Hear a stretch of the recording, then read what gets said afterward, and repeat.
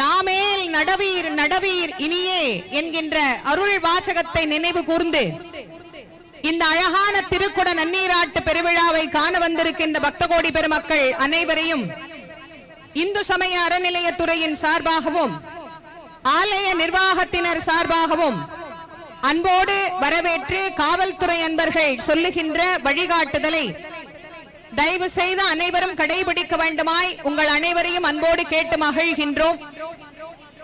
மாண்புமிகு தமிழ்நாடு முதலமைச்சர் அவர்களின் சீரிய வழிகாட்டுதலின்படி பல அருமையான ஆலயங்கள் திருக்குட நன்னீராட்டு பெருவிழா நடைபெற்று வருகின்ற இந்த அழகான சூழ்நிலையிலே